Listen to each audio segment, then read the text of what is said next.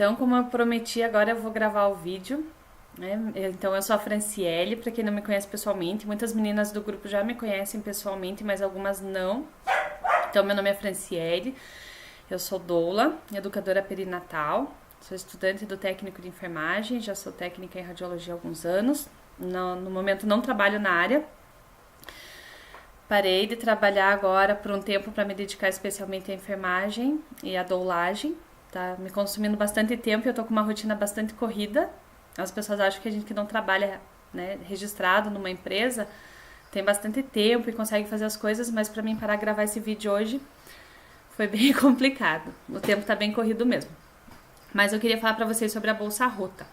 Bolsa rota é quando a bolsa rompe. E como nós vemos nos filmes e nas novelas, às vezes as mulheres saem correndo, né? Saem, às vezes para o que tá fazendo, entra no carro e corre para o hospital porque estourou a bolsa, o neném vai nascer. E não é desse jeito. Em primeiro lugar, os casos em que o trabalho de parto começa com a bolsa rompendo já são minoria. Em torno de 20% somente dos trabalhos de parto começam com a bolsa rompendo. A maioria das mulheres vai começar desencadeando contrações. Mas se a bolsa estourar, o que eu faço? Primeiro, considerar a idade gestacional. A partir de 37 semanas, o bebê é considerado a termo. Então, tudo tranquilo, só aguardar o início do trabalho de parto. Ah, mas eu não tenho que ir para o hospital? Não, não tem que ir para o hospital. A princípio, não. Dá para aguardar as contrações, elas vão chegar. Em 2 horas, talvez 4, às vezes 5. Ah, mas é seguro e o meu neném vai morrer? Não vai morrer. O bebê não precisa desse líquido para viver. Não é uma condição que determina que ele vai ficar bem só se tiver líquido. Até porque o corpo vai continuar produzindo líquido. Então, continua se hidratando, toma bastante suco, água e aguarda. Simples assim. Né? Não precisa entrar em pânico. Dá para acalmar o marido. Uma dica que eu sempre dou é de não mandar mensagem para todo mundo contando que a bolsa estourou, que o trabalho de parto começou. Mandar mensagem nos grupos da família, ligar para a mãe, para a sogra, para a tia. Eu sei que a gente fica muito animada quando chega a hora. É muito legal saber que chegou o dia de conhecer o nosso filho e a gente quer compartilhar com todo mundo essa emoção, mas acaba atrapalhando. O trabalho de parto é uma coisa muito emocional e fisiológica. E vocês vão precisar de sossego nesse dia. Para quê? Para deixar os hormônios agirem, para o corpo de vocês conseguirem trabalhar. Precisa ter harmonia entre os hormônios. Precisa baixar a adrenalina e aumentar o nível de ocitocina, que é o hormônio do amor, o hormônio do parto. Então, rompeu a bolsa, segura a ansiedade e não conta para todo mundo. Senão vocês vão receber a cada 10 minutos uma mensagem. Já nasceu? Mas você tá com dor? Você não vai para o hospital? Você tá louca? Então o neném vai morrer.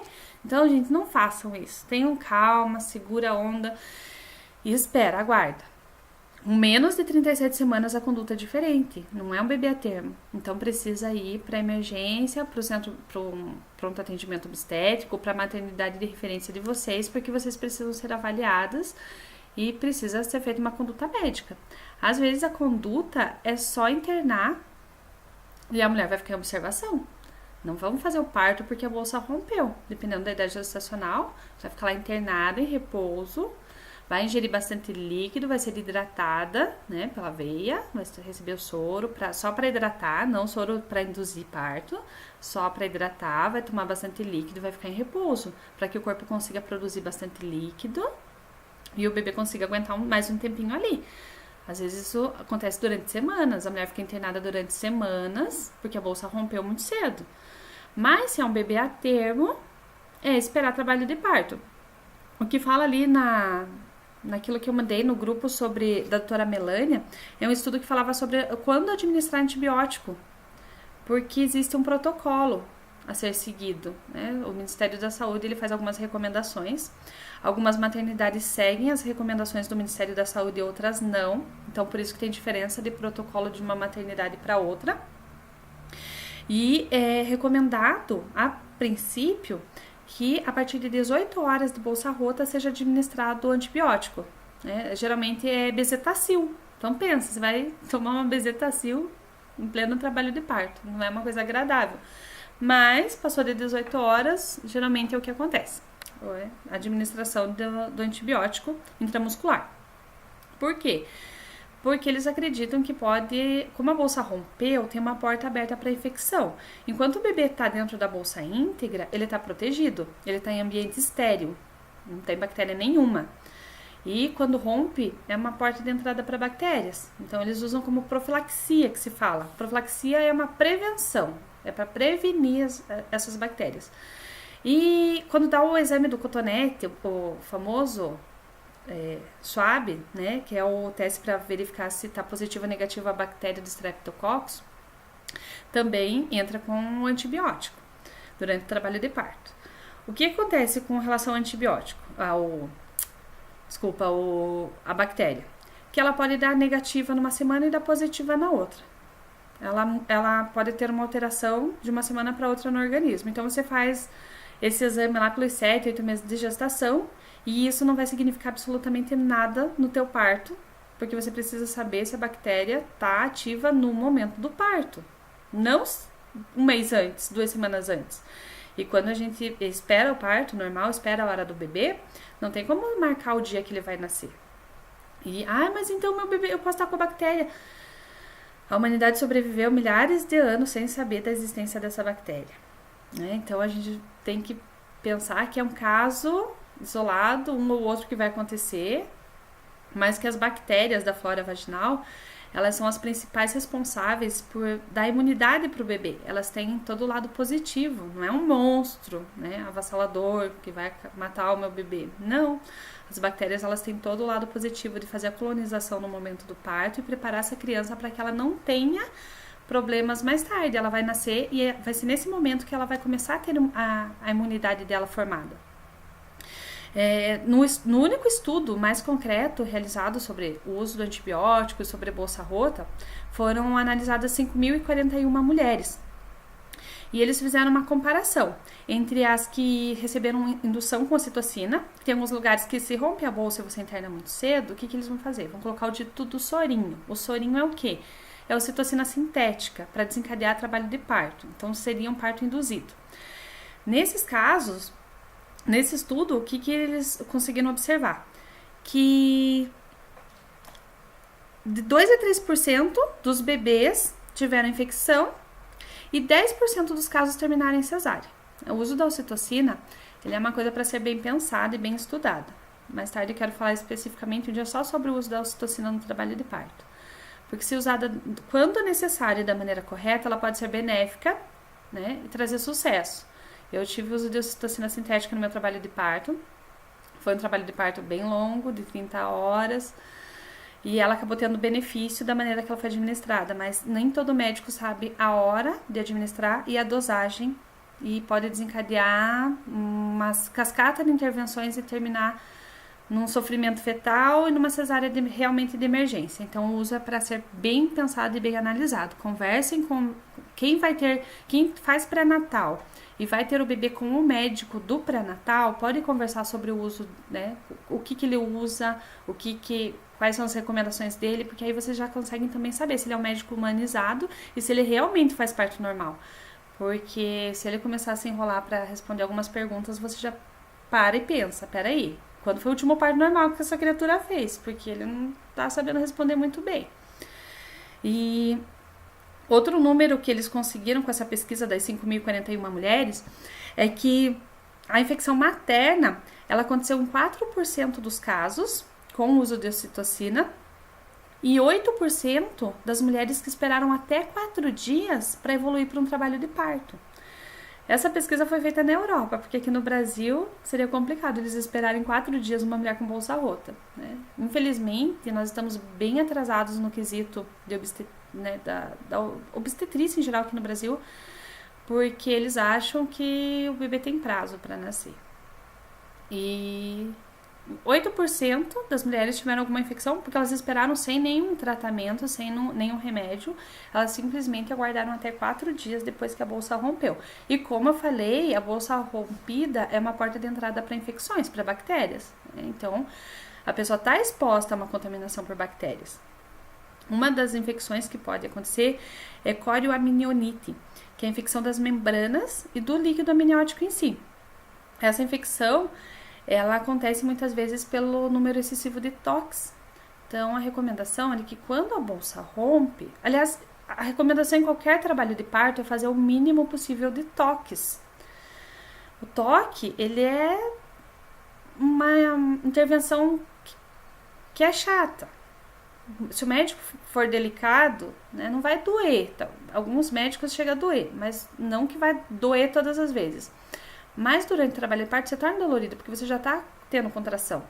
Às vezes o médico não espera passar a contração para fazer o toque, ele quer fazer o toque na hora que você está tendo uma contração. Isso é horrível, dói muito um toque na hora de uma contração.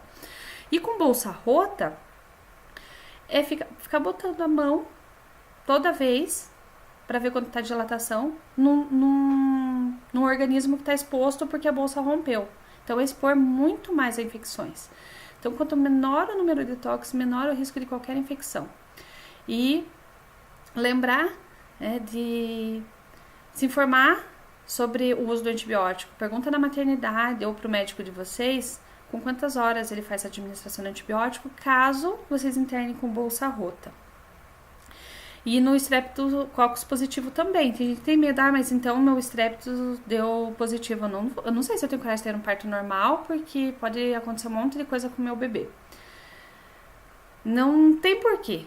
Eu acho que o prejuízo de uma cesariana para o bebê é bem maior. Se for analisar o Streptococcus positivo, você pode administrar o antibiótico para ter segurança. Você pode saber que não vai acontecer nada, né? Porque você tomou antibiótico. E você tomar antibiótico. O antibiótico é uma coisa que eu não acho legal. O antibiótico é uma coisa que causa bactérias multiresistentes e um monte de coisas. Mas é uma segurança, né? Vai fazer com que você se sinta segura para optar pelo parto normal, caso o Streptococcus esteja positivo. A bolsa rota também, depois de 18 horas, vai ser uma conduta adequada. E na cesárea, se você for optar pela cesárea para fugir desse fator, você pode correr o risco de precisar tomar um antibiótico no pós-parto, para não ter uma infecção pós-cirúrgica. Geralmente, a alta da cesárea vem como um receituário e às vezes precisa entrar com antibiótico. E o que vai acontecer? Através do leite materno, você também vai passar antibiótico para o bebê. Você vai ter que escolher entre amamentar ou tomar um antibiótico, e aí entra uma questão bem mais delicada. Então, são várias coisas a serem pensadas. Mas eu espero que vocês tenham entendido. Qualquer dúvida, eu estou à disposição para responder. Eu vou gravar vídeos com mais frequência explicando outros temas, né? Eu espero sugestões de vocês. Eu quero responder as dúvidas de vocês. No pré-natal eu sei que a consulta às vezes acontece mais rápido do que a gente gostaria. A gente não tem tempo de perguntar para o médico. E o médico às vezes também não tem uma linguagem que seja legal para o paciente entender. Você sai com algumas dúvidas ou fica com alguma coisa que você esqueceu de perguntar na consulta. Ele tem que esperar o mês seguinte para poder fazer a pergunta e até lá você já esqueceu qual que era a sua dúvida. Então eu me coloco sempre à disposição de vocês. Eu não sei tudo, né? Mas eu sempre busco, estudo. Eu gosto de buscar evidências científicas, né? Eu nunca vou pelo achismo popular ou porque o fulano disse, porque aquele outro disse. E eu tenho uma rede de apoio bem bacana de profissionais que tiram as minhas dúvidas também. Então, quando eu não encontro a resposta, ou quando eu não estou satisfeita com a resposta, eu tenho obstetrizes, enfermeiras obstetras e outras profissionais que me ajudam, né, com essas dúvidas e correm atrás de outros profissionais quando elas não sabem. Então, é bem bacana. Ontem eu tive na roda de conversa sobre violência obstétrica e eu quero fazer um encontro presencial, falar só sobre esse tema porque é muito abrangente. Eu acho que vocês precisam se preparar, porque a violência obstétrica ela é muito triste quando você descobre que sofreu violência depois do parto, né, que não pode mais evitar, que já aconteceu. E aí a única coisa que você pode é entrar com uma ação, com um processo, procurar a defensoria pública. Eu acho bem bacana a gente saber o que é violência obstétrica. É perceber lá na unidade de saúde, lá no consultório, quando alguém te tratou de forma violenta. Você saber identificar os tipos de violência. Você saber, durante o teu trabalho de parto, o que é certo e o que é errado e questionar a equipe médica. Perguntar por que vai ser feito determinado procedimento. Fazer um plano de parto, né? Eu ajudo as minhas doulandas a fazer o plano de parto. No plano de parto você coloca o que você quer e o que você não quer, o que você aceita e o que você não aceita. Em caso de intercorrência, você pode mudar de ideia. Por exemplo, eu não quero ocitocina, mas o médico te explica por que a ocitocina naquele momento seria bacana. E aí você pode dizer para ele se você aceita então ou não. E tudo isso pode ser colocado no plano de parto.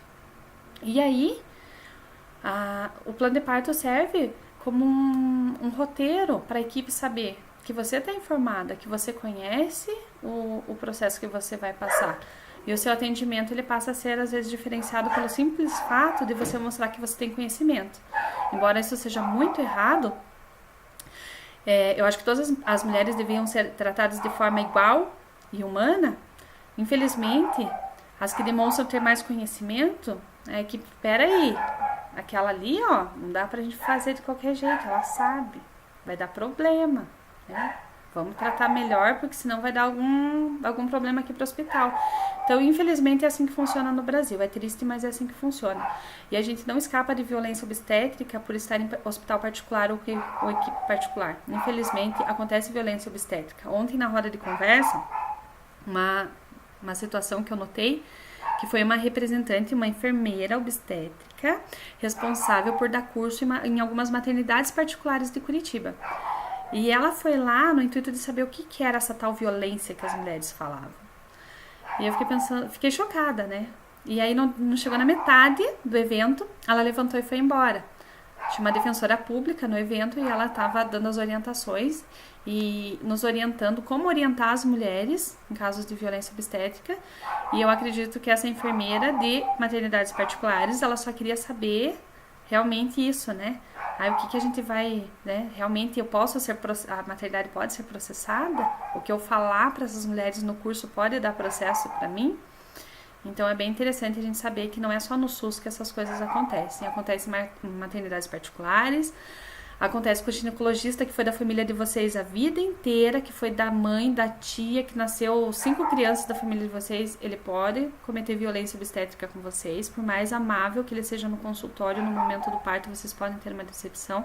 Então eu acho que a informação é o que vale ouro hoje em dia. O vídeo já ficou longo demais, eu falo demais, todo mundo que me conhece sabe que eu falo demais, mas é isso.